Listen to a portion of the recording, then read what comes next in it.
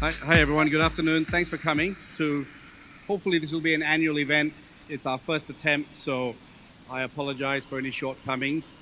The idea behind today is really to give you a flavor of what AirAsia is outside of presentations, outside of sitting in investor meetings, is to give you an idea so you can meet more people, see our office, not just hear from the same old 6 or 7 guys. We've all been told to wear red shirts, so the guys in red shirt behind are our senior management. So please use this opportunity to get to know them.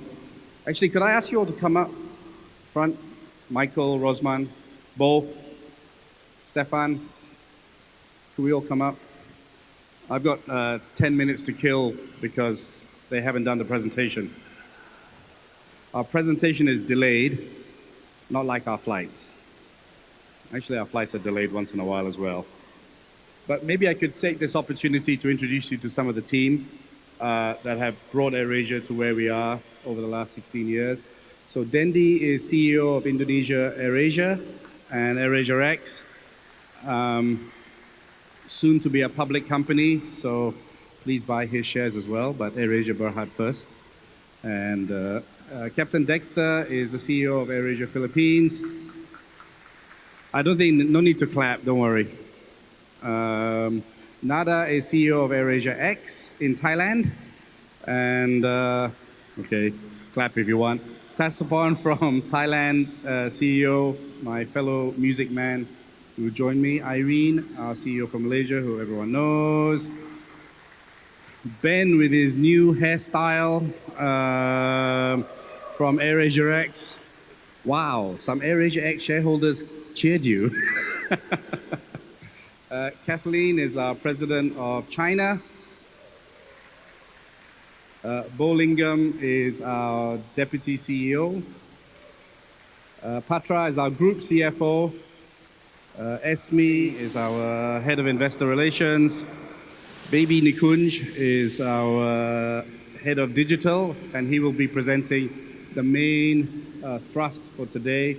Sig is our chief commercial officer, and Rosman is deputy CEO as well, who's in charge of strategy and doing a lot of the stuff I'm going to be talking about today. And Michael is the newly promoted head of logistics and cargo, which will be part of my presentation today. At the back there, he's probably standing at the back because he doesn't want you to ask him questions, is Stefan, the head of the famous AirAsia leasing company, AAC. So when is it going to be sold? Ask him. When are you going to get your dividend? Ask me. Okay, so who else have I? I'd like to introduce you also the guys at the back there. Jürgen is head of our government relations team. Actually, guys, can you come up to the front? All of you in red shirts. This is good that everyone, this Rosino, everyone, come up. There are some reserved seats, hot seats, prime seats, whatever we call them.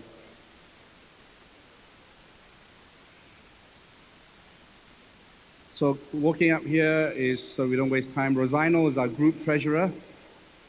Jürgen is our only German in the company, head of government relations. Attila is head of culture. If you don't know what that means, I don't either. Speak to him. He will tell you. Hui Shen is group CFO of AirAsia's.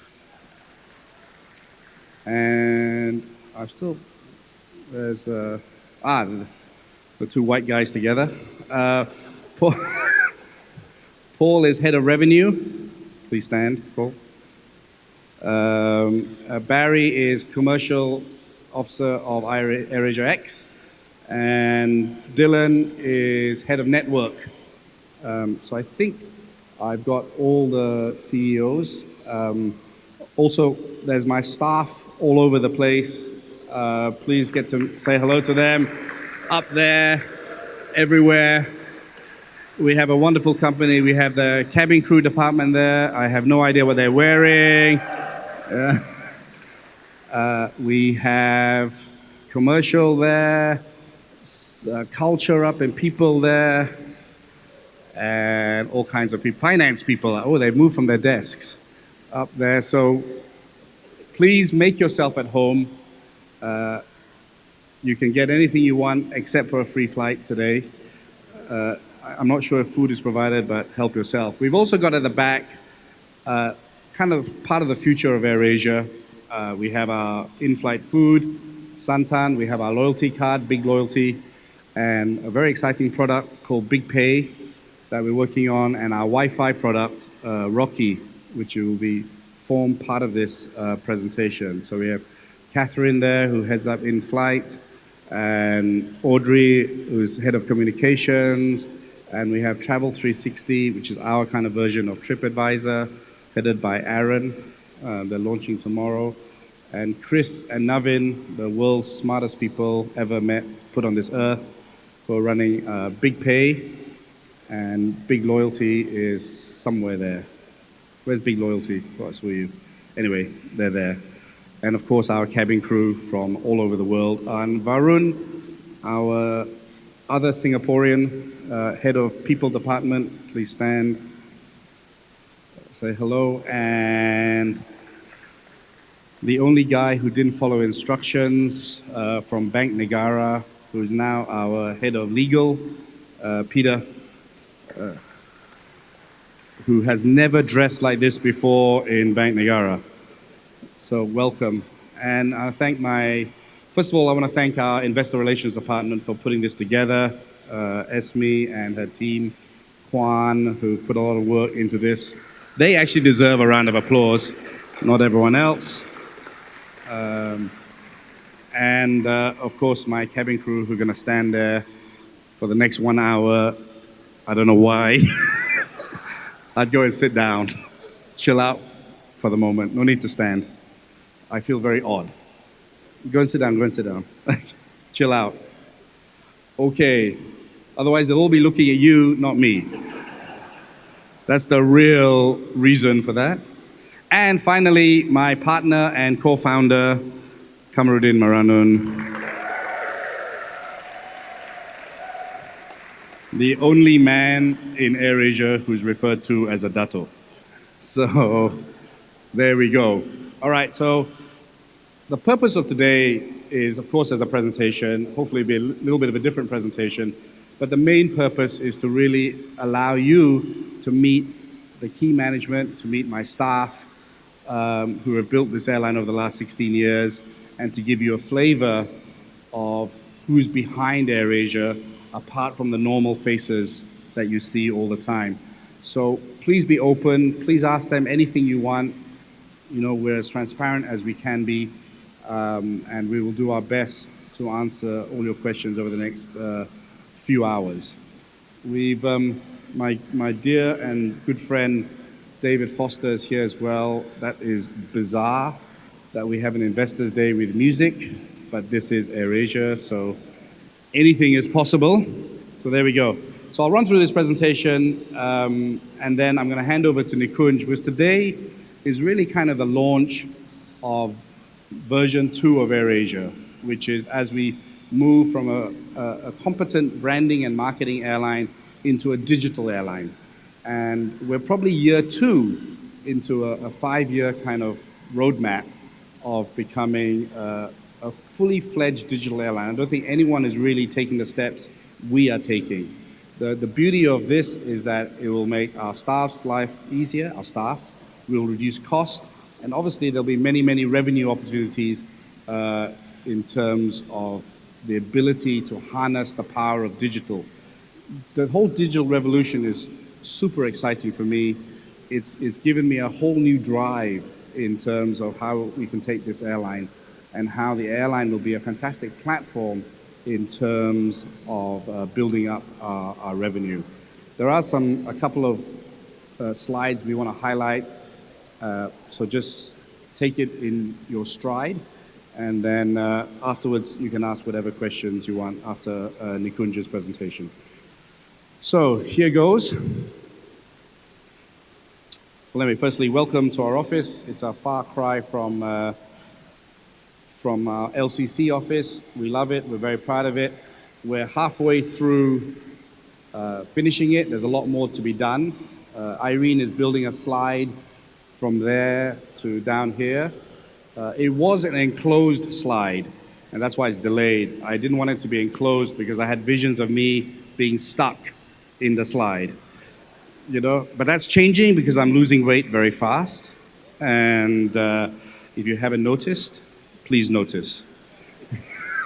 And please say the appropriate comments when you see me. God, Tony, you look so great. You've lost so much weight. And on the top floor, if you get to have a go, will be our kind of relaxation area. We're going to have a beach club at the rooftop and all kinds of crazy things, etc. So we're very proud of this office. And obviously, all our AirAsia offices are moving in that direction, and we're all naming them something red. Okay, and this office, Irene informs me, for those of you who cover Malaysian airports, is not sinking. It is built on very firm ground, and if it is, Irene will be buried in this ground next to it. Okay, let's go and do the presentation then. So just recapping, it's a good time to recap. In the last 15 years, we're in 26 countries. We fly 295 routes. Even for me, that's kind of a surprise. 89 unique destinations, unique routes, and 130 destinations. Whoa, okay. I'm fast, but not that fast. Why do I bring up that? Because a lot of hard work has been put in, and now we're reaping the benefits of just connecting the dots and having a much higher margin. We're almost coming up to 400 million passengers. For me, when I was talking to David behind, he knew me when we first started. It's unbelievable to think that AirAsia has carried 400 million people. We've had a CAGR growth of 64%, which is which is quite astounding for any airline since 2001. Actually, AirAsia X, just to give them a thumbs up, had a CAGR growth of 80% since we started 10 years ago. This year, we're projected to carry 72 million passengers, which will make us the fourth largest airline in Asia. And in fact, I don't know the exact number, but we're in the top 15 airlines around the world in terms of passengers. 182 planes in AirAsia, and we now have 9 AOCs in 6 countries, and obviously we won lots of awards. So really, we have loads of growth. We've grown 64% a year, but we've got lots more coming at a much better margin and a much better ability to deliver more ancillary, etc. Ancillary has been my baby message I've been saying to investors for a long, long time. We've grown from 20 to 48. We're on our way to 60. It's taking longer, but we're well on the way. In today's presentation, we will talk about it. A large part of that delivery of 60 has been held up as we have been strengthening our digital. And we stopped from growing because we wanted to get our digital story right, which Nikunj will tell you all about. That's going to be one of the key factors in delivering big ancillary growth. So from 230 million to 1.26 billion. So the two growth for us is really ancillary and obviously passenger services growth. We've been the lowest cost airline for 16 years. That is the single most important reason to own AirAsia. And with digital and One AirAsia and a lot of things we're doing, cost will continue to go down. And why we've always maintained profitability is because of the third point. That is the single most important reason that AirAsia is in existence. On top of growth, we have consistently given dividends, and obviously we are right now negotiating very close to finalizing AACE. It's like the never-ending story, but selling a leasing company is not so easy. To ensure that also AirAsia is protected, and I can inform you that we're very, very close. There's no press here, right? No press, yeah, okay. So we're very close.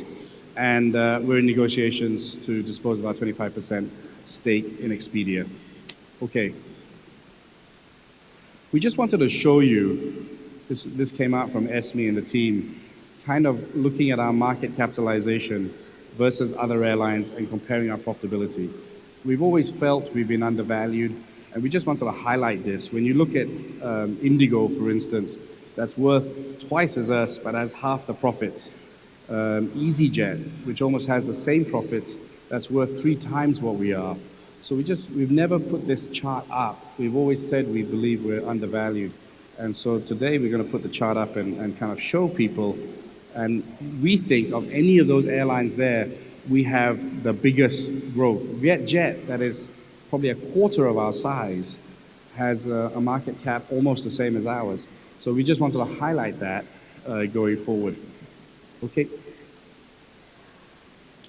So what have investors been concerned about over the last 16 years or since we've been IPO'd in 2004 or 5? People talked about gearing, we're at 2 times. I said we're not a short-term airline. We're not going to just do it, so you'll have to live with the gearing, but gearing will go down. And gearing now is about 1.35 times and continues to go down as we're very cash positive. People complained about our structure, which we really can't do much about because of the ownership laws. We can only own 49%. But we addressed that with now 2 of our airlines being consolidated, and hopefully Thailand, if we can change the rules, will be consolidated as well. And we're walking towards a single group structure, which I'll talk to you. People complained about Indonesia and Philippines, and I always said these are real gold mines. And both Philippines and Indonesia are doing fantastically. And we've let both CEOs out of their cage to come and meet you because they're doing such a great job. And actually, I'd like everyone, they've really done a fantastic job, both Indonesia and the Philippines. Please give them a round of applause. It's fantastic what they've achieved in the short term. People talked about competition being a drag on our earnings. We'll talk about that. Again, I think we've seen off most of the competition, and for the first time in AirAsia's history, competition is sensible, and hence that's why we're beginning to see an upward movement. I think cyclical industry, we can never get out of that, but there's cyclicality in every industry, and AirAsia is a little bit buffeted by ancillary incomes and some of the things I'm going to talk to you about. And currency, again, we've shown robustness as the ringgit or the rupiah or the peso has weakened. We still have delivered fantastic margins.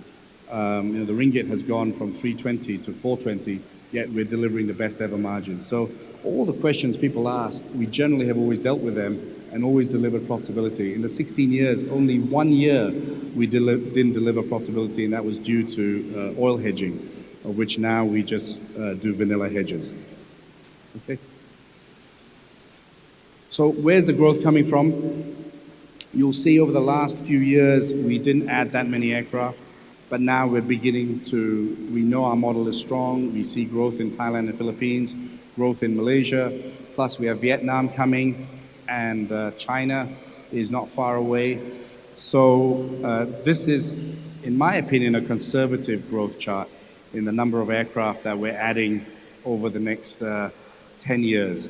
So we believe we will get to 500 aircraft by 2027, but in reality, we're now taking about 30 aircraft a year.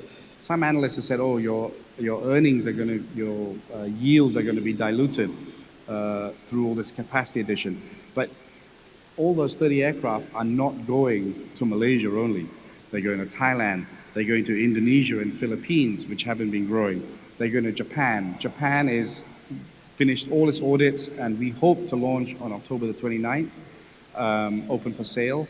And so 30 aircraft, actually, when you look at the countries we're in, doesn't even include China, etc., there is no yield dilution. We're very clear that there's plenty of market growth. Our load factors are at the high 80s, over 85, 86% every quarter.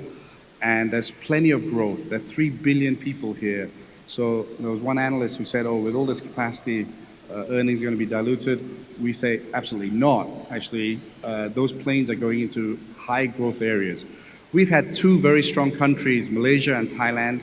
Now Philippines and Indonesia will catch up with the earnings of Thailand.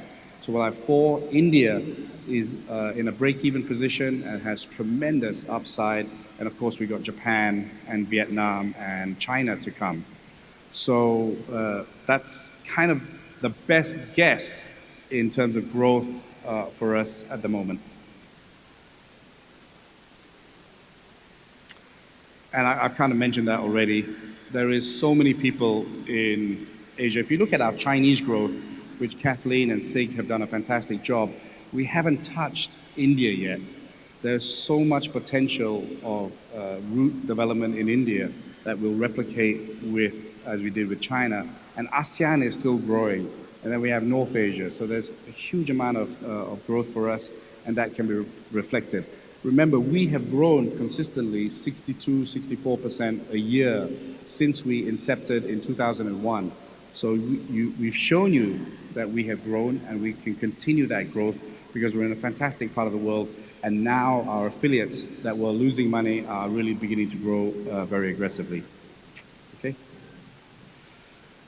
So this is what Rosman has been working on, and we got board approval, where basically we're going to form a group company, AirAsia Berhad, and which will own the companies below.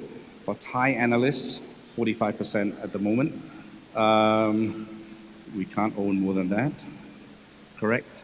And, but I'm working with the various ASEAN governments that one day I hope AirAsia Group will be able to own 100%. And while we put Berhad there, AirAsia Group could be listed in any part of the world, and that's something Rosman and the team are looking at. So it'll be a very clean structure, and we hope AirAsia Group will be consolidated, and the plan is one day AirAsia Group will own 100% of all the associates on the left, and so it will be like Ryanair and EasyJet, etc. Our leasing division is very clear, run by Stefan, and obviously announcements will be made soon. We will always remain a shareholder of that leasing company, and we believe in it, but we believe it's better for shareholders to extract value by not being it. We're an airline per se, and a consumer company, so the leasing division will have different capital profiles, different investment profiles, but we will still have some upside by holding the stake in there.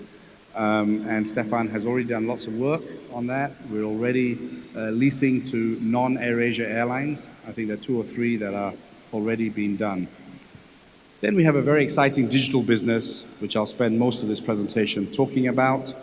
And the fourth one is utilizing our assets and driving more income from our existing assets. So Captain Fare, who used to run the academy, it was a cost center for us.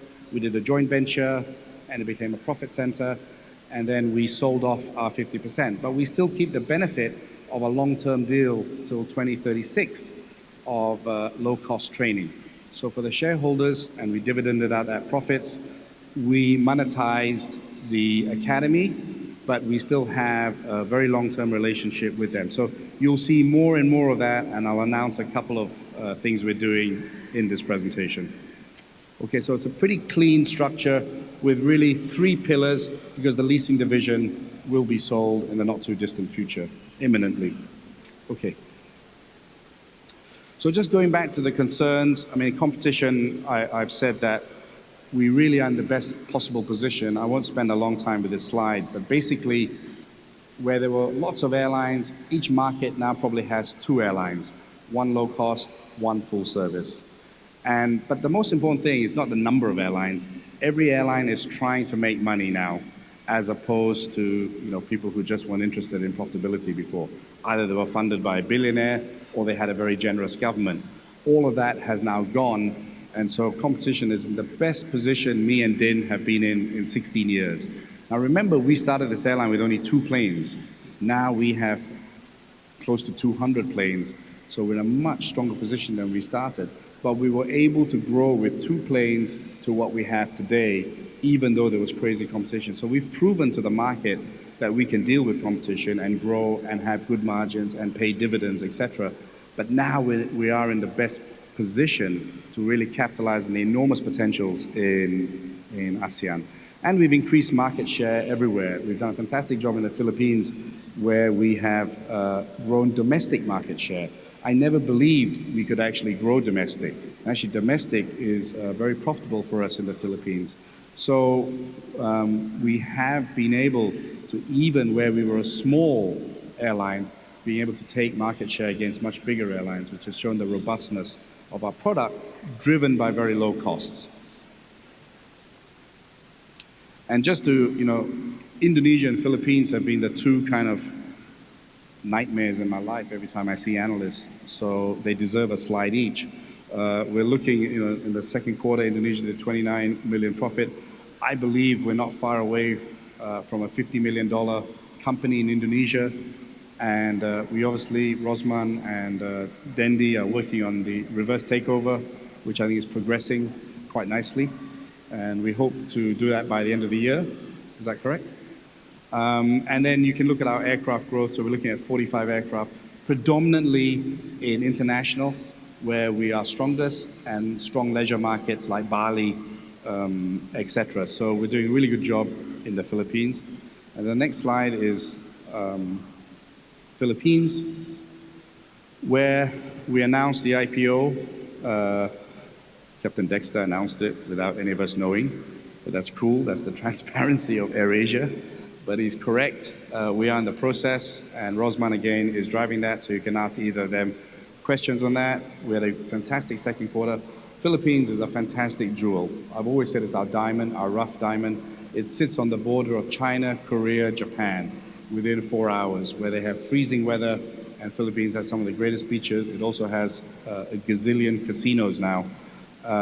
While you might say Manila is not able to grow because of Ninoy Aquino Airport, we believe there's tremendous growth in the islands, from Palawan to Bohol.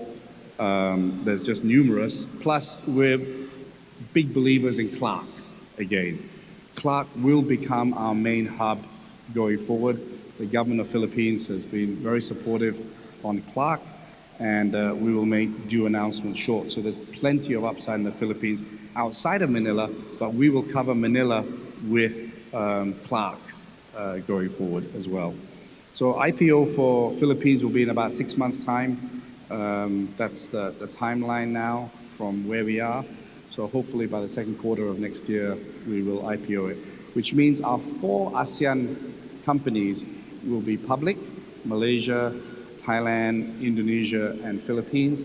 And that gives me currency to be able to talk to the presidents and leaders in terms of forming an ASEAN airline that's owned 100%. And I am making tremendous progress. Some countries more than others, but I'm very optimistic that we will get to a position where AirAsia Group owns 100% of each of the ASEAN airlines. And Japan actually is quite open as well. So we believe that certainly within ASEAN, we can certainly do that. Okay. So today is the thrust of this presentation. The first half was really just telling you where we are and where we think the growth is coming. But really, and Nikunj will spend much more time on this, is what we've been doing over the last year and a half in terms of the digital space. And there are really 4 divisions which we've now created in our digital roadmap. We have a product department which will really be focusing on all the product digitally to make our product, our websites, our apps, from backdrop, consumers facing. You'll see a whole revolution in terms of our product. Then the whole division of digital and AI and data is now being put into place. And again, I won't steal Nikunj's thunder. He can talk about that. But the second part is really very exciting, how we're going to use data to drive revenue and reduce cost. Technology is we're going to start building our own stuff as opposed to using third party. And we're setting up 2 offices, one in Bangalore and one in Bandung to start with. But I imagine it will have 3 or 4 by the end of it, where our own engineers will be developing a lot of the product going forward. And finally, operations, headed up by Declan, is the day-to-day running of our systems to make sure everything runs on time and is done in the best possible way. So it's groundbreaking for us in the investment in terms of technology, in bringing people like Nikunj down to relook at how we think things, to get our staff to relook at the way we analyze data and use data. Is quite a step forward for us in AirAsia. Just recently, actually, we have people who are even helping us how we present data to the whole company from around this office. Okay. So I'm kind of caught with this you change this judgment. Okay, but basically, I'm going to now talk about how we're going to monetize some of the data products that we're doing. And we've just used a term as Alibaba because Ryanair used Amazon. But basically, we have very, very rich data that we're going to be able to build some businesses and increase ancillary income going forward. So I'm going to talk to you about these 6 little companies and give you an idea of where we're going forward. But just before I do that, really data for us and digital for us is 3 or 4 things. Number 1, it's about reducing cost. And Nikunj will tell you kind of the areas we're doing. Number 2, it's about increasing our efficiency on what we sell to our consumers. I.e., when we took an ad in the Star before, we really didn't know who exactly was reading it, whether they touched it, whether they saw it. With what Nikunj and Sig is doing, every one of our ads is going to be very clearly monitored. The return on investment is very clear. And we really know our customers very well. For the last 1.5 years, and why we slowed down some of our ancillary growth is we wanted to clean up our data. And so we got really very, very good data now, and Nikunj will talk to you about that. We will also use digital to improve our staff's lives and our customer lives in terms of boarding. We're not far away from boarding with your face, so we don't have to worry about that. We have self-check-in machines in most of our airports. We're working on permanent bag tags. So traveling on AirAsia will be much better experience going forward. And the last part of digital is to improve the efficiency of our staff. Very soon, our cabin crew will all have a mobile phone where they'll be able to transact. They'll have a CRM on that. They'll have a database of what's going on in the company. And we will use artificial intelligence and learning to help our crew sell more and also be able to move things forward. Okay, so let's go through the next slide. So the first thing we've set up, we found that San Francisco had a phenomenal appetite for technology. And so we've set up a company in the US called Red Ventures, which Irene will be heading up. And really that's to really inculcate what's happening in Silicon Valley and bringing that knowledge back here. So it's not going to be a huge amount of staff. It's 2 or 3 people. But we're based in Silicon Valley and we're knowing what's happening. And already we've seen the benefits. Nikunj took me to Andreessen Horowitz and we signed up with 4 companies there, from security to caching. We're doing a small joint venture with Google and obviously analytics. Blipper is a facial recognition company. We're doing lots of great stuff with Facebook and Microsoft and Palantir in terms of IoT. So, but having people based in Silicon Valley is going to change people's perception of AirAsia, but also bring us the latest technology going forward. So this is a big step forward for us, and Irene has been spending a lot of time in San Francisco and California, and it's been really great. And we've obviously met lots of startup companies, incubators like 500 startups, and plug and play. We've obviously invested in data companies like Big Data for Humans, and we have a very good relationship with Salesforce going forward. So this slide is huge in terms of our revenue generation potential and our cost reduction and using technology to really the maximum in everything we do, from Michael's logistics to Sig's commercial opportunities. So this should kick off in January, something like that. We'll staff it with just 2 people, but really they're in the best place in the world to know what's going on, because Silicon Valley still attracts the best talent and has all the smartest people there. And we've already, in a very short time, brought over lots and lots of technology, which Nikunj will talk about, but also talent. You know, Nikunj is our first American that we've hired, and while he doesn't, he looks more Indian like me, a shorter, fatter version, he sounds American, and he certainly knows America very well, and he's opened up our eyes to enormous amount of potentials. Okay.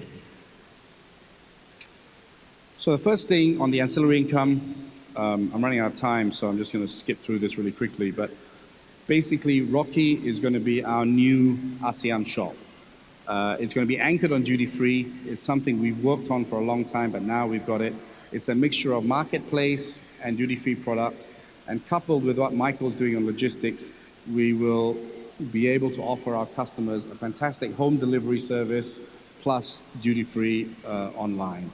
And again, as we're now going through this with our EPOS and the cabin crew, and it should start rolling out properly in the first quarter. It's a very exciting development.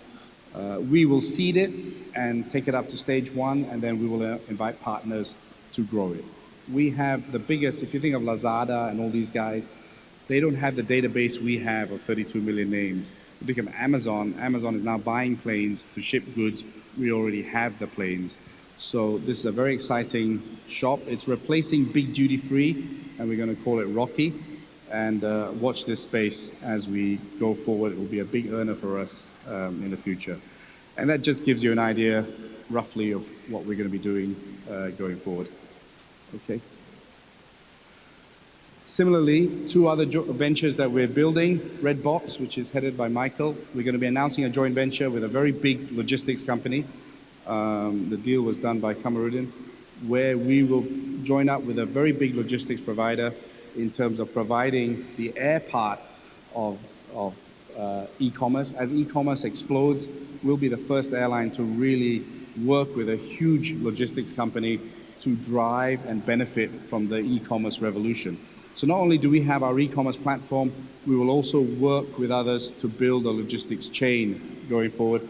And finally, we will partner with warehouses to provide a marketplace. So if Raymond decides to sell sunglasses but doesn't want a warehouse or an e-commerce operation, he can use our warehouse and we will pick, pack, and ship with them and put it on our planes and potentially use our own e-commerce venture, but it could be on anyone else. It could be an Alibaba, Lazada, whatever. Okay, so with the use of digital, we're building a whole logistics and e-commerce system that we've been working on for a year and a half, and we're very excited about it. Okay. And we're going to, this is a revenue and a cash opportunity, and the boys are at the back, so please sign up and try and use the card. It's beta testing now. We call it Big Pay. The idea is to take away cash from the plane. And the first instance is just like Alipay. You will be able to use your phone. You'll be able to transfer money within each other. And eventually it'll be available all over ASEAN. We have now got licenses in 2 countries and operating in more countries. And eventually the card will disappear and you will just use your mobile phone to pay on AirAsia and obviously loads and loads of outlets. The second stage of this, so what we're releasing now, and you can sign up with Chris and Navin at the back, is a payment card and a peer-to-peer money transfer. Eventually we will take away cash from the plane, and we will have FX on here, so it'll be a big money earner for us. You could have ringgit, and then you're flying to Indonesia, you can transfer it to rupiah, and we will give you a very good rate. And finally, once we have the approvals in place, we will do money transfer and compete with Western Unions, etc. So again, this one we will seed, and we have 2 or 3 huge joint venture partners who want to join us. So think of Expedia, think of CAE for the first 2 businesses I talk about. We build it up, and then we will sell a stake to an established player going forward. But AirAsia will get the recurring revenue and cost savings going forward. Okay? Loyalty, you know about. We've just relaunched it. Eddie and the team have done a fantastic job. Here again, we're going to have lots of great data. Many of you have downloaded the app. Eventually, we'll put the app into AirAsia's app. We will have one. It'll be in the website. You can pay your tickets with big points, etc. Going forward. Okay? Next, and Travel 360 is our TripAdvisor. We have Iman and Ikhlas and Aaron at the behind, and basically it's a Snapchat of travel. It's going to be our way of driving ad dollars and customer services to us visually. And again, they'll talk about, they're launching it tomorrow.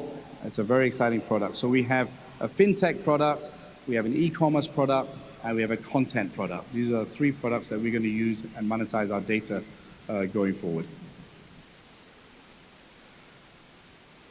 Following the success of the Academy, we're now going to create a new company, our ground handling company called GTR, which is in action already. And GTR will be like the Academy, it will be a separate company doing ground handling services, and we'll be also doing ground handling services for other airlines going forward. And we are close to announcing a joint venture with a very big ground handling company over the next few months. So again, you've got the digital assets, and we're monetizing our existing assets to drive more revenue. And Red Cargo, again, from the One AirAsia, we've always operated our cargo on different airlines. We're now combining all that belly space and creating a new GSA. And again, we'll work with other airlines as well so that we will become a new cargo agent going forward. And I think that's it. I won't go through this because this is kind of the ecosystem we're building very quickly, I suppose. Passengers coming in, retaining those passengers, selling as much as we can to those passengers, both off the planes and on the planes, and driving digital and loyalty going forward. So it's a unique ecosystem that I've kind of explained through the last 1 hour. Thanks very much. So that gives you a quick flavor of the next 5 years. Lots of growth, lots of ancillary income, a huge amount of the usage of digital to drive ancillary and reduce cost through joint ventures or through opportunities that we have ourselves. And I hope you get a small vision of where we're going. Please use this time to meet as many people and sample the products at the back, sign up for a big pay card, and thank you for your time and coming here today. I'll hand over to Nikunj, who will tell you a little bit more about the digital side before we end for today. Thank you very much.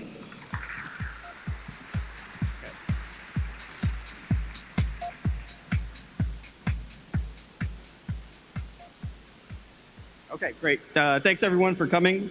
As Tony talked about earlier, AirAsia is transitioning or transforming itself from a marketing airline to a digital airline. So I'll walk you through what that really means. And as he mentioned before, we're in year 2 of the 5-year plan to go ahead and make this successful transition.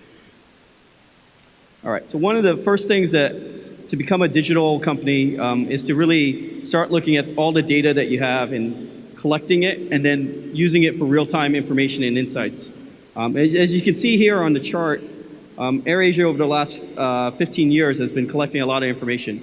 But all that information previously was very siloed. It was all in their individual departments. Individual departments were working with their limited set of information that they had. And you can see on the chart here, there's back office, demographics, profile, GDS, loyalty, email, online activity, transactions, mobile, social.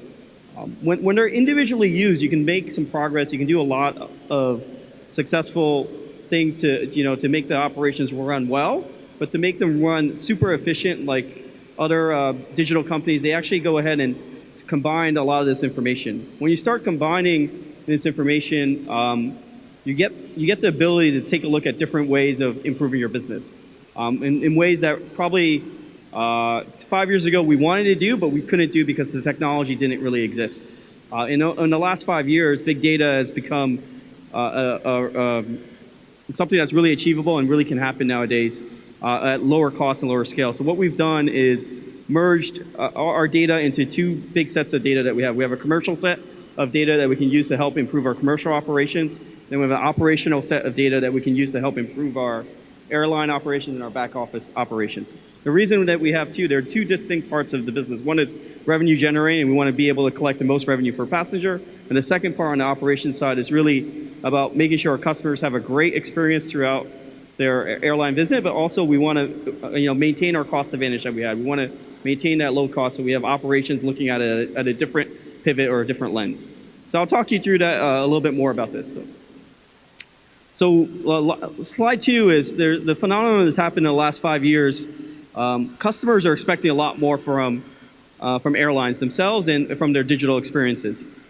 You can see probably 10 years ago, 20 years ago, when customers were interacting with airlines, all they really wanted to do is go from point A to point B, show up at the airport, and go on their merry way. But over the last 5 years, through the advent of smartphones, people are able to access information much faster and quicker.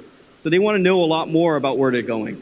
they want to know when their flight is delayed. They want to know, where's the next hot destination to go to. When they go on a trip to a new destination, they want suggestions. These are all things that digital customers expect, and they've been expecting that as they start transitioning with new apps. So your banking app has been updated to give you notifications when you actually spend money. So airline customers want the same thing. They want a notification when you're being delayed or et cetera, or actually when there's a good promotion or a price change.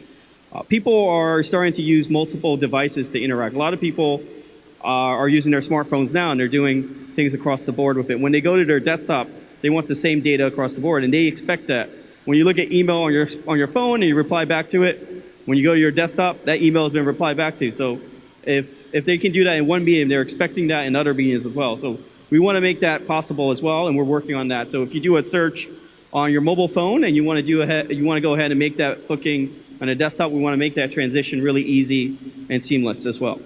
And then with geo-fencing and geolocation, we can know where you are and we can send messages that are relevant to you. So if you're at the airport and your flight is boarding, we know you're running late, we can go ahead and send you messages around that sort of information. So these are things that we're working on, and for the folks that do have the mobile app, we did send out a message today that was personalized. So if you did get a message saying, welcome to AirAsia Investor Day, that's one of the things that we're working on. It actually was personalized to where your next flight was. So this is real, and it's coming very shortly, and we'll have more of this launching in the next couple of months. All right, so once we have all this data available and we have it profiled, so we know exactly who that customer is, we can take advantage of it to be able to offer special pricing and offer targeted pricing. Right now, if you look at airfare and airline pricing, it's very, very static. You get the same price no matter who you are, right? Which is not the same as when you go to other stores and other storefronts. You can dynamic price. If you're a loyalty member, you might get a different price. If you buy 10 things, you might get a different price. So what we're trying to do in the airline space is really be able to target pricing and target individuals with special pricing based on what they're doing. So if you're traveling a short haul flight, you're more likely, Singapore KL, you're more likely interested to sit in the front of the plane because you want to get in and out. You don't need baggage, et cetera. You might need it if you're going for a long period of time, but if you're going for a day trip, you're more likely want to get on a plane and get off the plane. So based on that and based on how often you do that, we can go ahead and provide the right information, right pricing to make your transition easier. So what we're looking to do at this point is be able to target individual pricing to every consumer that's out there, similar to what as Amazon does in terms of their homepage for recommendations. And we'll be able to go ahead and do that. So that's something that wasn't possible probably a year ago, and it's only been possible in the last couple years as we've been investing in the technology itself. So technologically, we want to be able to offer this not only on our website and mobile app, through our call center agents and any touch point that you have with AirAsia. So we're able to do that now with the technology that we're putting into place. So, and then as a result of this, we'll be able to fast track people through the booking process as well. The less clicks that we have, the faster that you can go ahead and get to the end goal of making a booking. All right, so I'll just talk to you some of the ways that we're using data now. For everyone that's seen our search results page, you can see all the innovative ways that we're using data across the experience there. And this information is pretty much targeted to your behavior that you're doing. On the bottom right corner, it remembers the price that you saw last. So shopping is not an emotional thing. You don't just do it one time. You're actually going to check 5 times probably before you buy something. So you need to go check with your wife, you need to go check with something else, go ask for a day off. And during that time, you might not remember the price that you saw. So people are very price conscious, and we want to provide them the right experience. On the top right corner, it gives you the urgency or the customer heuristics that like when you go to a supermarket. If a lot of people are buying and crowding up at a fruit stand, there's got to be something good there. What's going on? This sort of urgency messaging gives that same sort of experience online. So people are going to sense that anticipation to go ahead and buy the product. And you also know if you wait too long, the prices will go up. So it's giving that sort of reinforcement that the prices are low or the prices have gone up since the last time you've been there. The other thing that we did is there's a lot of data that's left by consumers as they're shopping. Like 92% of our customers come to the website and don't make a purchase. But they do give us a lot of valuable information there. They tell us where they want to go, what date range they want to do, and then when they come back, we don't want to ask them again for the same information. If you go to the store, the cashier might remember you week on week, like at a coffee shop. They kind of remember your coffee order. We want to provide that same experience online. So what we do is remember your searches by individual, and we're able to fast track that experience by providing you one click to go ahead and continue with your purchase.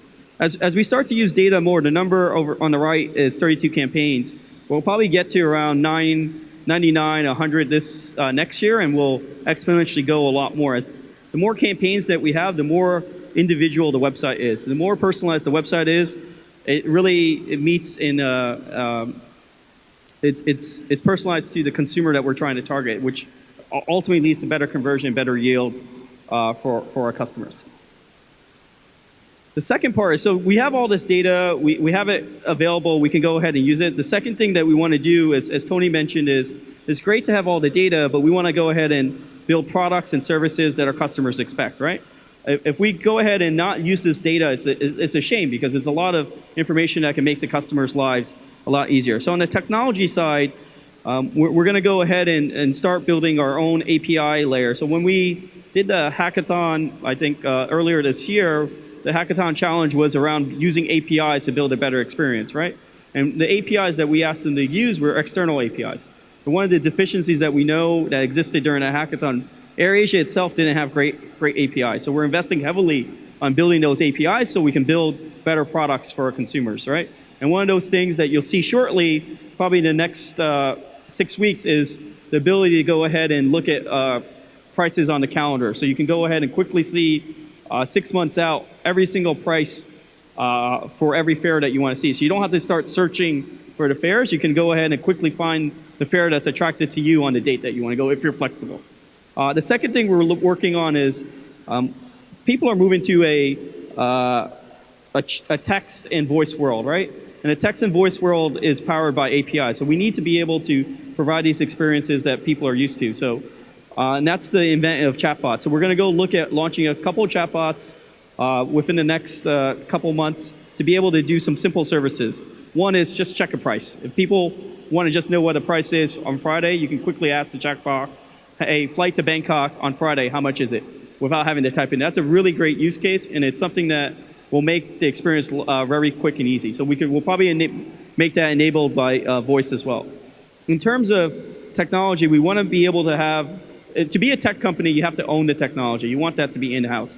We don't want to go out and use vendors for this technology, because we're always at the mercy of the vendor whenever we want an update. And that's not going to help us drive forward. And we want to stay ahead of our competition. If we use vendors to go ahead, they can often resell or reuse this technology of other places. So what we're investing heavily in is moving to a 70-30 model in terms of technology resources. We're looking at building 3 development centers, and as Tony mentioned, we'll probably increase this in the next couple of years. Right now we have Malaysia, our headquarters. We also recently announced that we're starting one in Bangalore. Bangalore, if everyone doesn't know, it is the Silicon Valley for India. It is a great source of talent. And Bandung is also a great source of talent. There's a great university. Dendi, as a graduate from that university, can tell us it's fantastic engineers and talent there. So we want to go ahead and leverage that as well, because it's in our AirAsia space and is really a place that we can get great talent. And in terms of the data and artificial intelligence side of the world, is now that we have all this data is great, but you want to build stuff that people can use. It's sort of like oil. Oil it's there, but it's unrefined, it's not available. It's hard to do. You got to extract it out of the ground. The same with data. Once you build pipelines, you want to build products that people can use. So one of the great products from oil was plastics, right? You imagine oil, it turned into plastics. For us, for data, is more around, we have this information on what people are searching, and we want to be able to give them recommendations on what other people are searching for. That's one of the products that's coming out shortly, a recommendation engine. So for anyone that's looking for a beach destination, it will go ahead and recommend 3 or 4 other beach destinations and let you know about places that you might have not known about. So one of the new beach destinations is Chinookville that we have, and this recommendation engine should be able to go ahead and promote that if you're searching for Phuket or some other place like that. The other things that we're doing here is personalization and upselling. We want to be able to sell the right product at the right time. So if you already have a flight booked, there's no need to sell you another flight. Most people don't have 2 or 3 flights booked at once. They usually have one flight and want to go to the next experience. But what they might forget to do is to buy those things that are critical. If you're going on a weekend trip, you might want to go ahead and add a bag. You might want to have a seat so your family can sit together. So those things will go ahead and make that available. The other big thing is there's many people that when they go back, they buy duty-free items. We want to be able to target them the right way. So, Tony's been mentioning about these products, but we took a step back and we want to make sure our data was correct so that we can really target and upsell these items correctly to the people. So that's what we're doing there. The second thing is, with data, we can go ahead and, on the operations side, is really make our operations more reliable. Aircraft maintenance, we're doing a lot on that, so we know when aircrafts need to be maintained, because using the sensor data that we have from aircraft, that can help predict when an aircraft will have needs to go under maintenance, and also it can tell us a lot more on what certain things to improve our operations there. And the final thing is, everyone wants to be on time, so using data, we can go ahead and make sure that if we have connecting flights and we need to connect the passengers together, we can use the data to help inform our operations on how to make sure that everyone arrives at the destination at the right time. And finally, I think AirAsia has around 22,000 employees, and that's a big operation. And we want to be able to go ahead and make sure we have the best talent, best folks in the organization. And data can help ensure that we have the best crew, the best pilots, the best software engineers, the best ground handlers. So we're going to go ahead and use data about our employees to be able to find the right employees. What schools do they go to? Where are the best people that are high-performing employees? Where are they coming from? Next slide. Third thing is, when we want to offer excellent product and services, one of the critical things, and one of the things that AirAsia, when they first went on to selling direct, they were the pioneers of selling online. They invested heavily in payments, and they were the first ones to tie up with banks, to provide direct debit, provide all these features so that you can transact online. What we need to now do is, as more and more companies are going online, there's a lot more payment options that are available out there. AirAsia needs to continually invest to make sure that as the middle class is growing, they can pay with the method that they want to pay in. And we're investing heavily to make sure that online and offline that you can transact in your preferred payment method. So recently in China, we launched barcode scanning to be able to pay. We're looking in India at using wallets to be able to collect more money. We're looking at Apple Pay in markets where it's available. We have Big Pay, our own product, to be used to collect on the POS. So wherever there's an opportunity, we want to be able to make sure that we have all the payment options there.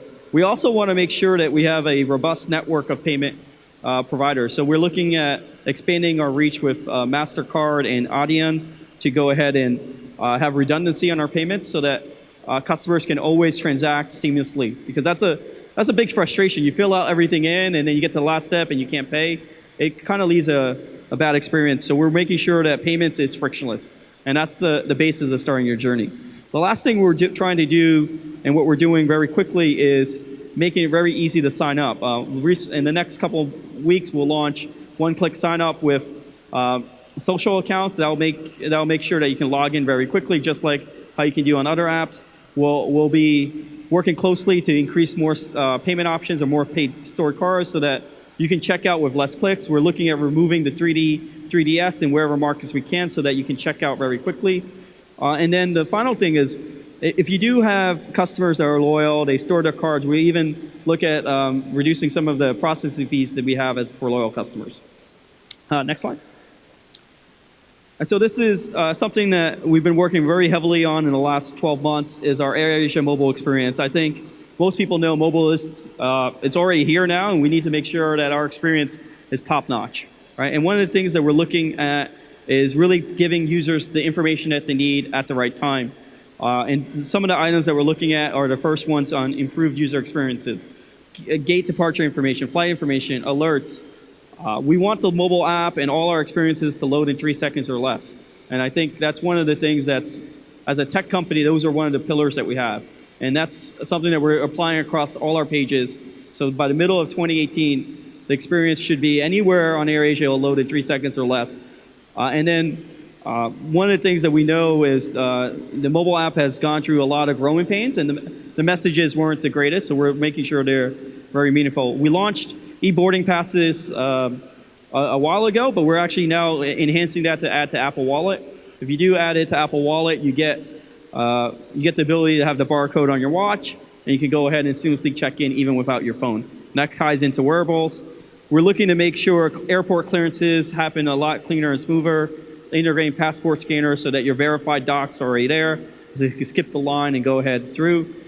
In the app, we know it's a central point of interaction. We have around 50% of our traffic come through the app itself, and we want to make sure that customers get all the information from all our products, right? So we're looking to integrate meals, duty-free, and merchandise via Rocky into our app, serving DIM content, movies, and et cetera in the app.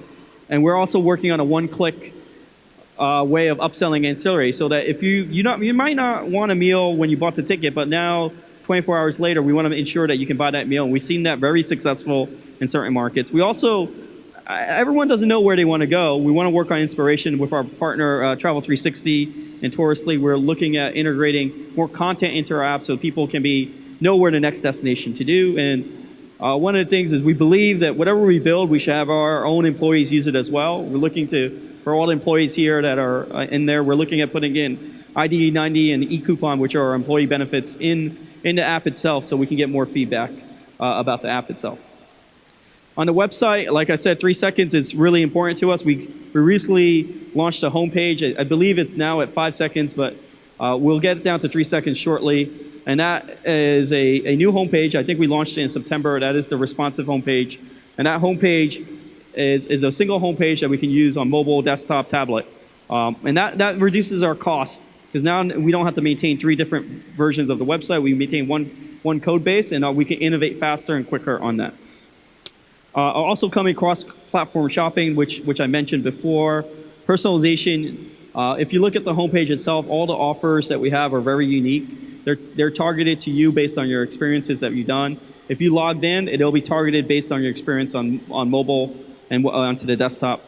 We also provide personalization for the people that aren't logged in based on information that they leave. We can go ahead and know that you search for a flight to Bangkok, and we can go ahead and remind you of that and give you other destinations around there. Ancillaries, we're also looking at simplifying the ancillary process, creating more bundles so that it's really easy for people to select what they want and make it quicker to check out.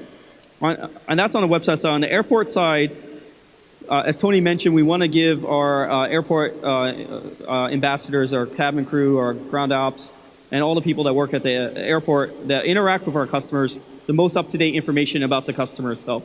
We're looking to deploy around 2,000 to 5,000 phones to our employees out there that they will be able to know everything about the customer that they're interacting with. So based on a seat map on the plane, they can go click on seat 1A and know that XYZ is sitting on it. They ordered a Coke last time around with their nasi lemak. Let's go ahead when we go serve them. Hi Joe, would you like a Coke with your nasi lemak? So we can be very proactive and let them know about that information. Okay, we'll go very quickly down the next one. So we're working on auto gate and facial recognition with capabilities to help you make that experience very quick. And then we're looking at more new products. Next slide. I think Tony talked about Rocky. We'll skip it. If anyone has questions, we can talk about that with me. Next. Third thing is, as we're doing all these things, we created the data, we created the products and services, and then to become a digital airline, we have to start digitizing all our individual processes. There's a lot of things that, as a company starts out, digital wasn't there. I mean, everything was done on paper. There weren't ways to submit forms. There weren't ways to electronically collect information. All that information was done on paper. We're starting to look at all the processes that we have in the company themselves, starting to make them electronic. As we make them electronic, they create data. That data is very valuable for us to go ahead and monitor and how to make our operations more efficient. Previously, all that data, it would be very hard to save the paper. You would have filing cabinets of paper all over the place. Now that they can be electronically stored, we can put algorithms on top of them once we move to the cloud, which leads to automation to make things more robust and faster. As a result of the automation, we can simplify some of the structures that we have and simplify some of the processes, so we can quickly iterate through all the changes. And that way, the organization themselves, whenever they implement something new, it can be done through data itself. So we're starting to get into a data-driven decision making, and then the cycle is very it's a closed loop cycle. You go ahead and repeat the process. So every couple of years, as you get more data, you can go ahead and relook at the processes and get better at transforming yourself. Next one. So as Tony mentioned, we spent the last 18 months doing a lot of the hard work on the data side. We went ahead and took all our raw data and we created a bunch of data pipelines. These pipelines are used to go power all our products out there. And we've been continuously doing this, and we've done it in such a great fashion and scale that we have two great repositories of data now that are ready to be able to transform our business. And based on that, we know we're about 2 years ahead of any other airline in this space. And that's going to give us a cost advantage to the market, but also help reduce our costs even further. And then what we've done is with our pipelines, the first thing is we started creating dashboards. There's some dashboards out there you can go take a look at. These dashboards are used by our staff to go ahead and make decisions so that they can be more efficient. And then just to talk a little bit more on our One AirAsia focus, we have the team that works on this. So we have Bo over there as our leader against it. We have Sig on the commercial side. We have myself looking after product and digital. We're looking for a technology leader, and we have Declan running operations. I think that's it, right? Yeah, that's it for me.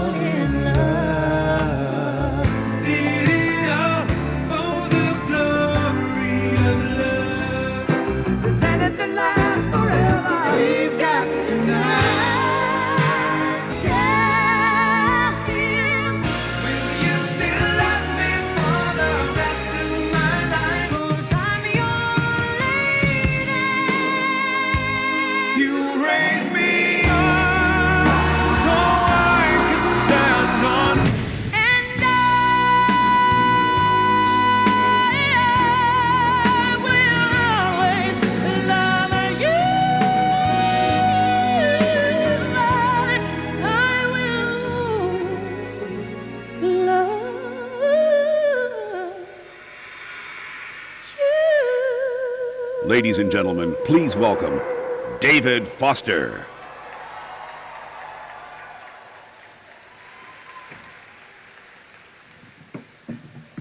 Good afternoon, everyone. Wow. These are the really important people up here. These people here, we don't care about so much. Tony, right? No. Welcome, friends of AirAsia, and welcome, AirAsia! Wow. It's so great to be here. So this is a little bit impromptu. Tony Fernandez, you know, it's a budget airline. It's a great budget airline. It's my favorite airline. I am the ambassador, one of the ambassadors for AirAsia, and I love it so much. But Tony, you know, he spends money, but in the right places. So he gave me no band. So all I have is a piano to try and entertain 1,000 people, which is going to be pretty hard to do because he would not pay for a band. I would have paid for it myself, Tony, had I known you wouldn't let me have a drummer at least. So it's just me and piano and a couple of singers, and you're going to meet them right now, or at least one of them. And one of them is very much tied into AirAsia and what we do at AirAsia, which is discover talent. That's one of the things that I love to do with, while flying around Asia on AirAsia. And we get on the airplanes and I get on the PA system, we find singers. Now, is there anybody here that, by the way, why can't all those people that are working over there, especially all the flight attendants, why can't they come here and watch the show? Because they're not flying, they're just standing there. Well, you guys back there, you're welcome to come over. Anyway, is there anybody here that thinks they can sing? There's always somebody, right? Yeah? No, you can't sing, and you're a guy. I'm not interested. Anyway, so I want to introduce you now to somebody. We're going to do some of my songs now. You know that I play soft music. So if you want to rock out, I'm the wrong guy. If you want to make out with the person next to you, that's the kind of music I do. If you're not supposed to be with the person next to you right now, you should move, because I'm going to be taking pictures of you guys, okay? So I want to introduce you to a young man that I met this year at the Singapore Jazz Fest, and he just came on stage and just blew me away, and I loved him so much that I brought him here to sing for you. Where are you, Nick? Nick Xavier, where are you, Nick? Hey, Nick! Say hello to the folks. Hey, y'all. How's everybody doing? Well, my dad's grew up right here in Malaysia, so this is my second home right here. So good to see everybody here tonight. We're gonna just take a little walk down memory lane. Do a little song that I did with a jazz artist named Al Jarreau. Many years ago. He just passed away this year. Really great artist. You young people will have no clue who this guy is, but you might enjoy the song. It goes like this. You ready, Nick? Ready.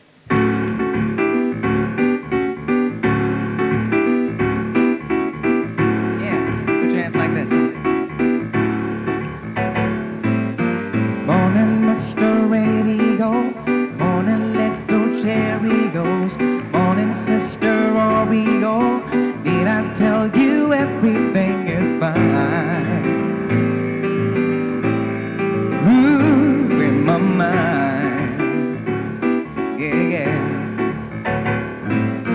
Morning, Mr. Shoe Shine Man, shining bright and white and tan. Baby said she loves me, and need I tell you that everything is fine? My mind. Hey, excuse me if I say my heart has found its wings. Come on, oh Nick. Yeah, searching high and low. Oh, and now at last I know.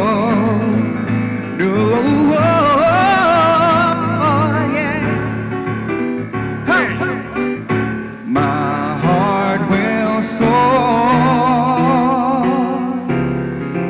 with love that's rare and real. My smiling face will feel, oh, every cloud. Then higher still, beyond the blue. I know I can, like any man.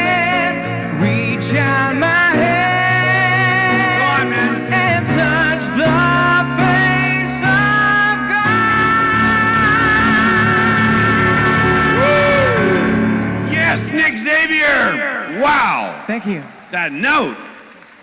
Who wants to follow that? Anybody want to follow this guy? All right, Nick's going to be back in a minute. Thank you, Nick. We'll catch you in a minute. So, a few months ago, with the help of Tony, and I got to say, I know, Tony, you get a lot of shout-outs, you get a lot of accolades, but you're just too cool for school, man. I mean, we knew each other back in the day. You were like this lonely record executive, and you weren't even actually that good as an executive, a record executive. No, you actually were, and you had great musical taste, and what you've built is truly amazing. I know you didn't do it by yourself, but it is amazing, and it's great to be such a part of it. I really appreciate you inviting me into your family, and I'm an AirAsia lifer, and that's just the way it's always going to be, so just love it. So we held a talent contest on the airplane on a flight from somewhere to somewhere, Indonesia maybe, Esmeralda, was it? From Indonesia to somewhere. And we found this girl on the plane, like during an AirAsia talent contest. And she plays guitar and she's amazing. And I want you to welcome her to the stage right now. Her name is Sarah Wee. Where are you, Sarah? Come on, Sarah. This is AirAsia's own discovery right here. Now, the thing is, she took one of my songs that I wrote with Peter Cetera called Hard to Say I'm Sorry for the group Chicago, and she plays it so beautifully with her guitar. She didn't bring her guitar today because you're not allowed extra luggage on AirAsia, so they wouldn't let her bring her guitar because there's no room in the bins up top. You know, you haven't worked that out yet. No, she opted to have me play it, but she plays such a beautiful version of it. I'm going to try and play it the way you played it, okay? Okay. You ready? Yeah. But it's my song. Don't forget that, okay? I'll remember that, yes. Ready? Yep.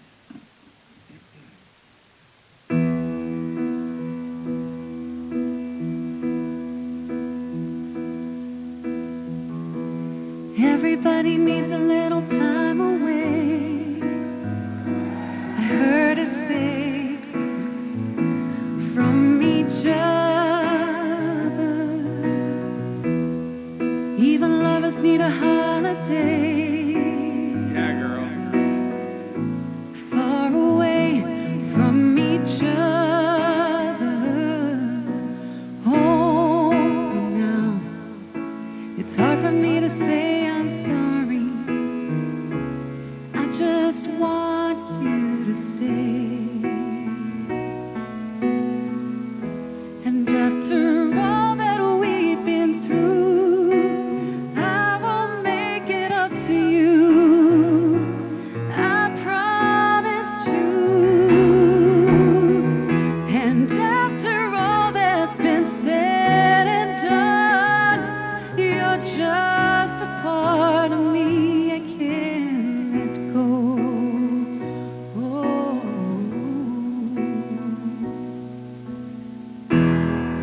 Wouldn't stand to be kept away for the day from your body. Wouldn't wanna be swept away, far away from the one that I love. Hold me now. It's hard for me to say I'm sorry. I just want you to know. Hold me now. I really want to tell you I'm sorry. I could never let you go. And after all that we've been through, I will make it up to you. I promise to. And after all that's been said and done, you're just a part of me I can't let go.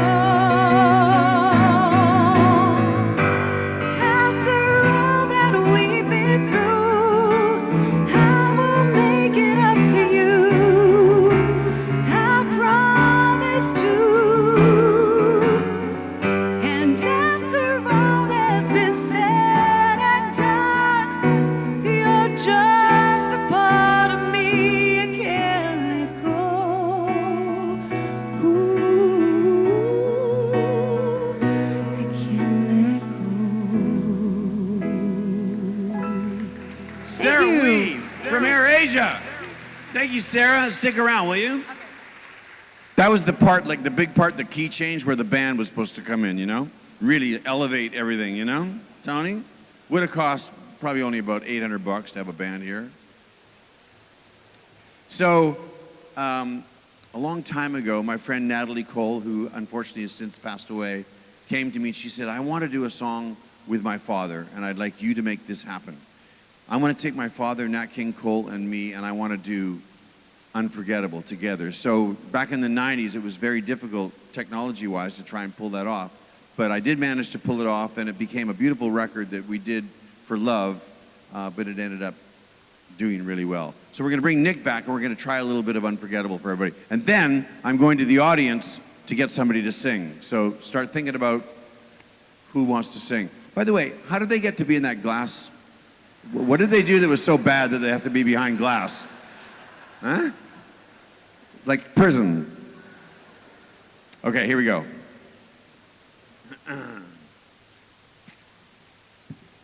Ready, guys? All right. We just rehearsed this about an hour ago for the first time, so we'll see how it goes.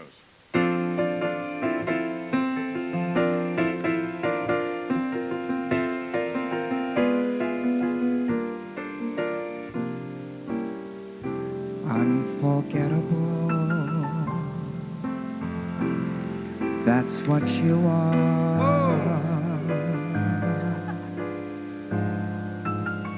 Unforgettable,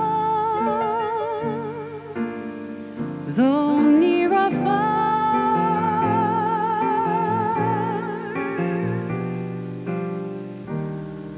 Like a song of love that clings to me. Oh, the thought of you, it does things to me never before. As someone more unforgettable, unforgettable in every way, in every way, and forevermore, and forevermore, with me you'll stay. That's how you'll stay.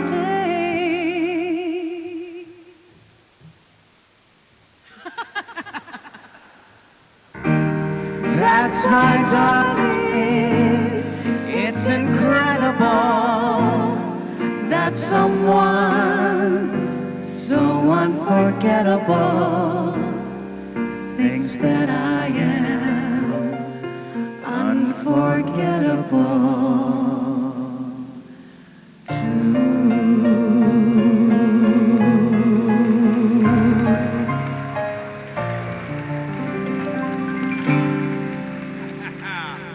Nick and Sarah, give it up for them. Thank you, guys. So that time has come when we go to an AirAsia employee and we see who can sing. Anybody? Come. Who? What's his name? Him or her? It's a him? I don't want a him. There's a girl, okay. Let me go where I feel most comfortable. I have 6 sisters, 5 daughters, and 4 ex-wives. You think I'm not comfortable over here? Oh my God, girls, you need to like be up front. You gonna sing? Okay, okay. So, no, you don't have to beat them, it's okay. But what would you sing in a perfect world? You're the inspiration? Oh yeah, come. You know, it's funny because that song, You're the Inspiration, I wrote, and it's now owned by my second ex-wife, because that's the way the law works in California. And the judge, what's your first name? Denari. The judge, he believed those lyrics. He believed that my ex-wife was my inspiration, and so she took the whole song. Yeah. So we don't have to do the whole song. We just do you want to just sing the chorus? Or do you want to just sing the chorus, yeah? Okay, this is Denari. I'll give you the key. You ready? You're the meaning To my Okay, life. but you got to like really sell it. You have to sell it, baby, okay?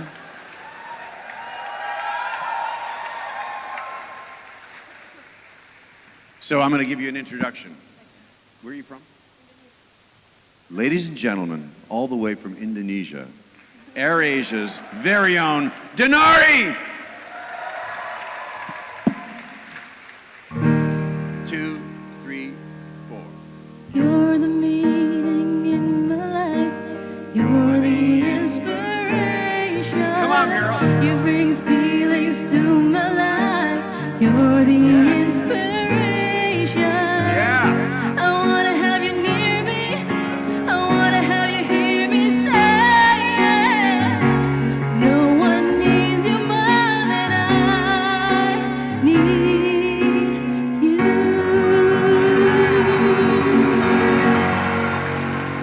Denari! Thank you, baby. That was awesome.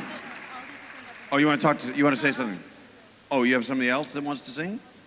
Oh, you return the mic. Where do you fly to usually? I just brought you from Singapore here. Oh, wait, you were the girl in the bathroom, right? No. No, sorry. I could get arrested for that. I'm sorry. Yes, of course you did. Yes. There was 3 of you. 4. Yeah, 4. None. Airbus 320, right? 4, yeah. Well, Denari, that was really beautiful. Do you have any friends that want to try singing? I'm not sure. Okay. Well, if anybody else wants to give it a try, you've got this one to beat because she was pretty darn good. But I want to just, one of the things that I do is I'm a record producer, right? So I try to get the most out of people. So I want to just do the chorus one more time, and I want to show you to go for the big note at the end, okay? You mean We don't. I didn't say. No one needs you. Okay, we're gonna. Okay, that's gonna be the money note where the people are gonna go crazy. Okay, you ready? don't laugh at me if I fail, please. Okay, watch me. Okay, you ready? 3, 4. You're the meaning in my life. You're the inspiration. You bring feelings to my life. You're the inspiration. I wanna have you near me. I wanna have you hear me say, no one needs you more than I need you.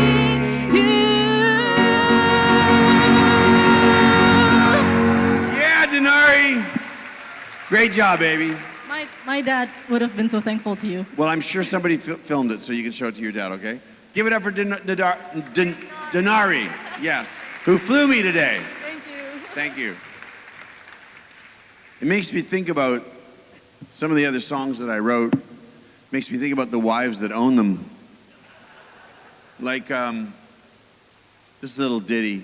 Oh, and after the love is gone, what used to be right is wrong, and love that's lost be found. After the love is gone. And then I thought about this other song that I wrote. John Travolta takes the girl up the stairway in the movie Urban Cowboy. Some of you are way too young to remember that movie, but trust me, John Travolta, Deborah Winger, it's a great moment. And I wrote this song with my friend Boz. Love, look what you've done to me. Never thought I'd fall again so easily. Oh, love, and you wouldn't lie to me, leading me to feel this way. And then I wanted to jump ahead. Quincy Jones, in his inimitable smartness, told me that when I was about to do the Bodyguard project with Whitney, he said, this is the most important project you're ever going to do. So we did those songs for Whitney, including this song that I wrote for her.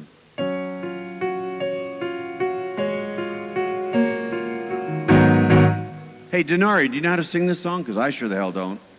Where are you? Share my life, take me forward. I am just all that you are and everything that you do. Whitney.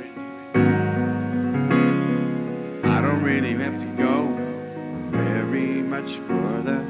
I don't want to have to go where you won't follow. I don't want to back again. This passion inside, I can't run from myself. There's nowhere to hide. But don't make me close one more door. I don't want to hurt anymore. Stay in my arms if you dare. And then we did. And we'll always love you. We'll always love you. You know what? I'm going to get Sarah up here because I can't sing for shit. I can write them though.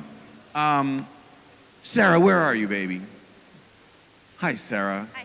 You could have sung those songs for me, couldn't you? Yeah, of course you could. Do you know that song I did with Celine that goes, For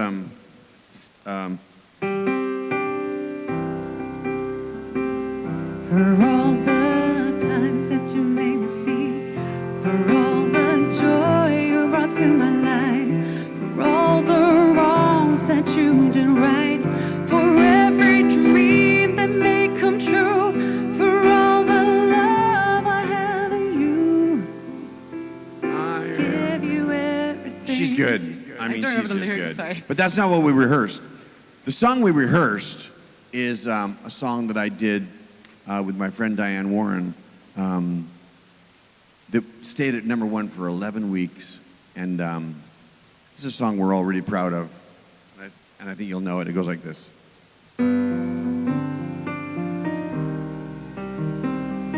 Tony Braxton.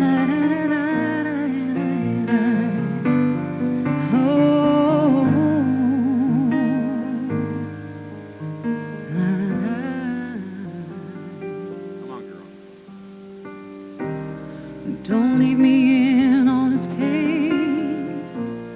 Don't leave me out in the rain. Come back and bring back the smile.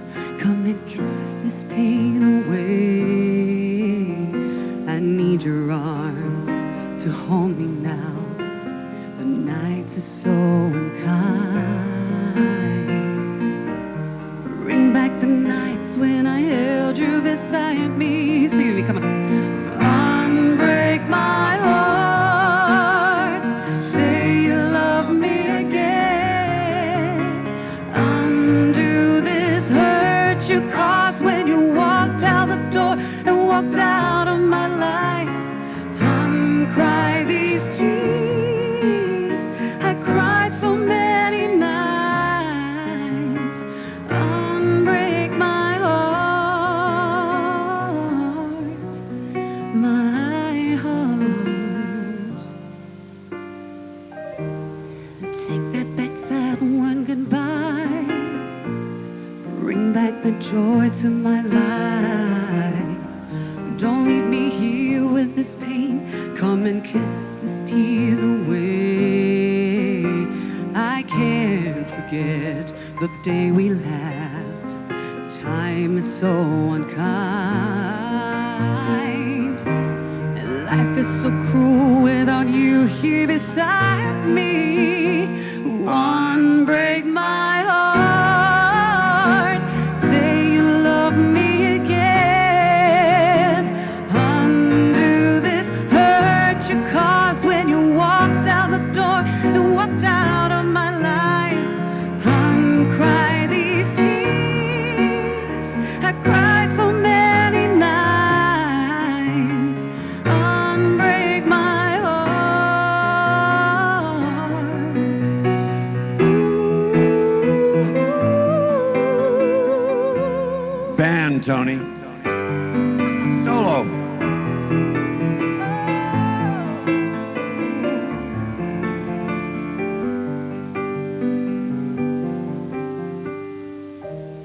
Don't leave me in all this pain. Don't leave me out in the rain. Bring back those nights when I held you beside me. Unbreak my heart.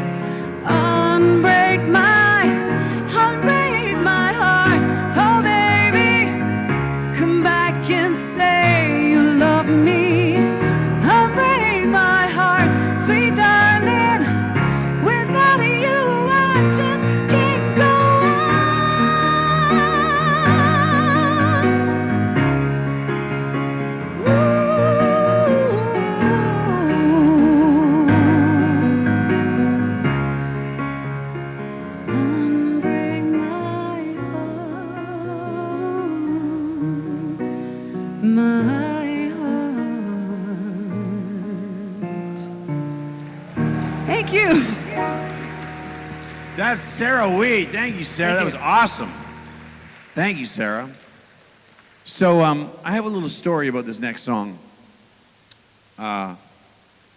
Raise your hand if you've ever been nominated for an Oscar. So I've been nominated a lot, and I've always lost. I've never won an Oscar. I've been nominated 3 times. So The Bodyguard should have won, I thought. The Prayer that I wrote for Celine Dion and Andrea Bocelli should have won. It didn't. And this song that I'm going to do, well, the song that beat us, well, the strange thing about the Oscars is you think you have no chance. And then as it gets closer and closer, you think, well, our song was pretty good. And then as you're in your seat and you're looking around at the other 4 people that wrote the songs, and you're thinking, our song is actually as good as their song. And then by the time they get to, and the winner is, you're almost out of your seat, like, because you think you've won. But of course, we didn't win. Now, the song that won this particular year was the song from the movie Top Gun. So Top Gun was an amazing movie, right? I mean, Tom Cruise, jets, Iceman, Kelly, whatever her name was. It was a cool movie, right? Masterpiece. But the song that beat us was the song that goes like this. Take my breath away. And then they didn't even, oh, oh, oh, oh, oh, oh, oh. They didn't even finish the lyric. Now, could you imagine if the song that I wrote with my friend Peter for Karate Kid 2, which we got nominated for and lost, if this song was in Top Gun instead of oh, oh, oh, oh, oh, oh, oh, oh. Nick, can you help me with this? Nick, where are you, buddy? Here's Nick Xavier again. Nick Xavier, you ready? Yeah. This, in Top Gun, we would have clinched the Oscar, I'm positive.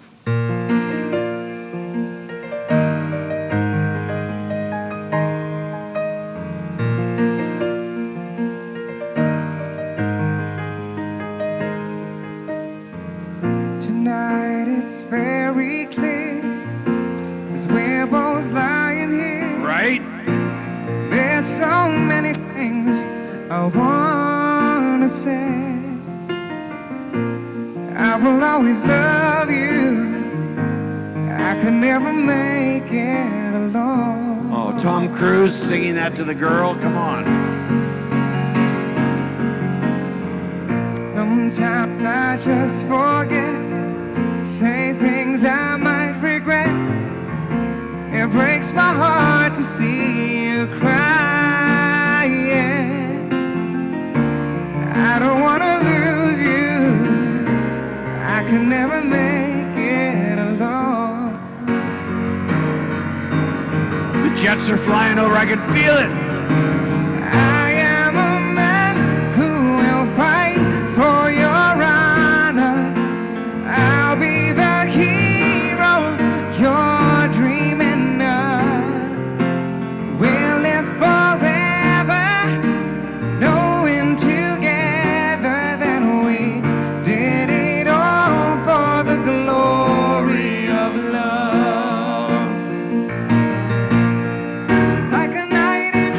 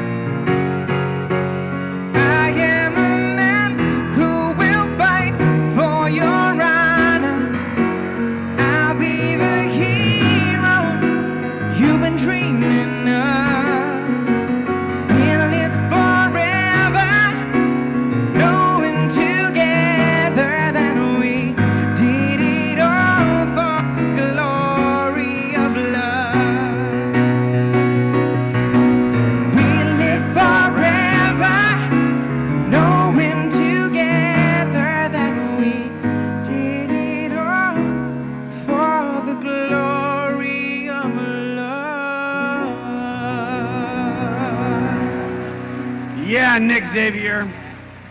Great job, man. They've won an Oscar, man. Great job. Yeah, we should have won that Oscar for that song for sure. Wait, Nick, I think we're going to have you come back because we're going to do another song. Yeah, where's Sarah?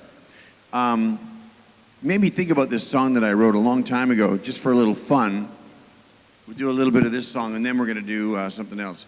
This is a song belongs to ex-wife number one. I haven't seen her in 30 years, but it's a song that just keeps coming back and back and back and keeps used in movies, and people just love this song. It goes like this.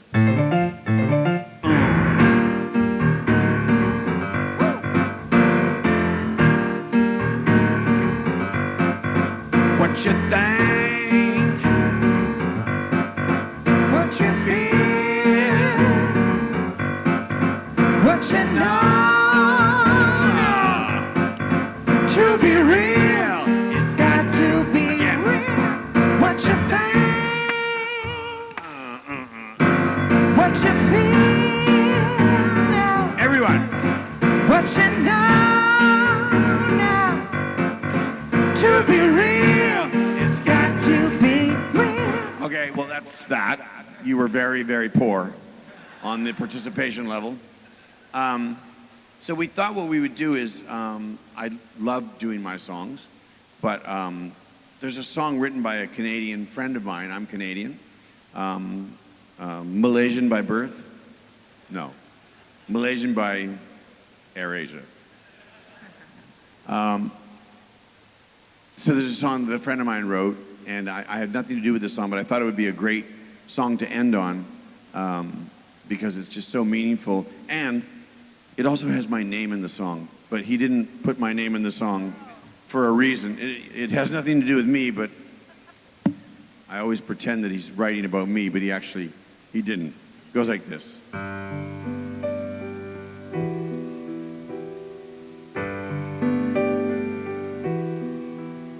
Well, I heard there was a secret chord David played, and he pleased the Lord. But you don't really care for music, do you? It goes like this: the fourth, the fifth, the minor fall, and the major lift. The baffled king composed it. Hallelujah, hallelujah, hallelujah, hallelujah, hallelujah.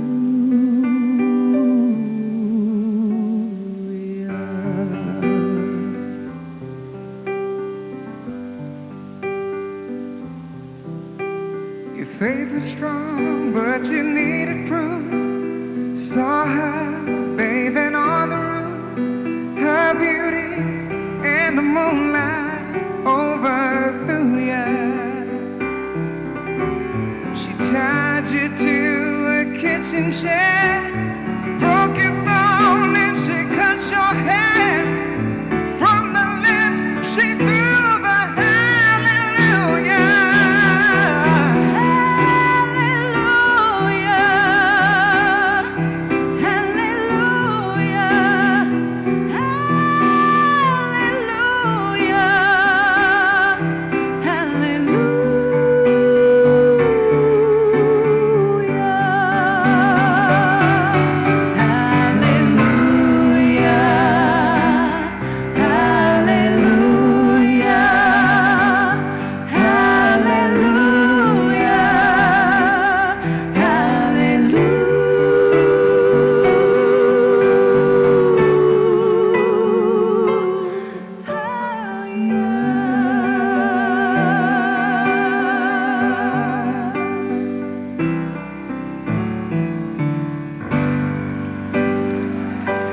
Thank you. Nick, Sarah, AirAsia forever. Thank you so much for having us today. We love AirAsia. We love our Tony Fernandez. Hey, Tony. How are you, brother?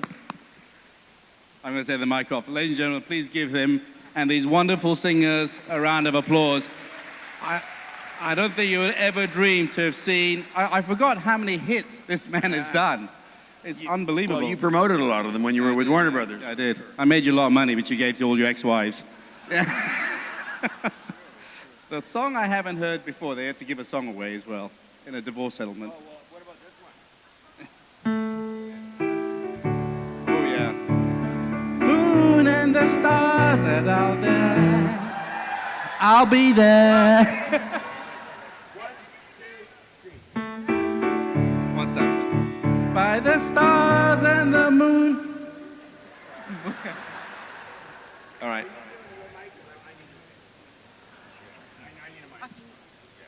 I need to coach you. By the moon and the stars in the sky. Ready? And now they'll help. They'll do a little background, By okay? the moon and the stars. Yeah, and then feed him the next line, okay?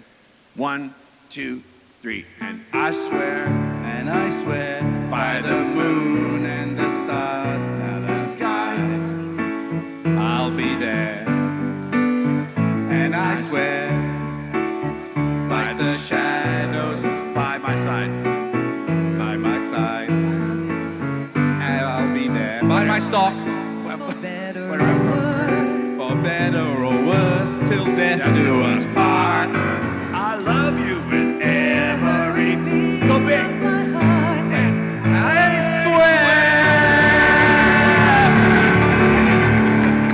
swear! Ladies and gentlemen, my bestest, dearest friend, the one and only, the hitman, David Foster. You've been treated to a unique afternoon by the most humble man I know, and I love him to death. Thank you for coming. You're the best. Great pleasure. Thank you, Tony. And thank you very much to being discovered, Sarah, by AirAsia. And Nick, you are something else. Thank you very much for coming. And by the way, after today, I'm retiring and becoming a singer with David. The next Asian. Oh, no, you're not. Please give him a round of applause. He's really a special guy. Thank you very much. Thank you very much. Thank you very much. Please give them a round of applause as well. Okay, thank you. She must be Singaporean. Anyway, ladies and gentlemen, there's one song in there that I hope encapsulates it all when David said, to be real. I really hope you see AirAsia is as real as you get. The Investor Relation Day today is all about you seeing the real AirAsia, asking everyone anything, finding out whatever you want. We're here about being real. We really are real. Thank you for coming. Enjoy the rest of the day. We appreciate your attendance, and I think not apart from the presentation, but really you've been treated to an unbelievably amazing performance. I myself forgot how many hits David had, and many of us here from the music business, Tassapon and Nada and Kathleen and Bo, so music and Kamarudin, who sold me his record company, we forget how many hits David did, and really, it's really uplifted me today. So enjoy the rest of the day, and thank you very much for coming.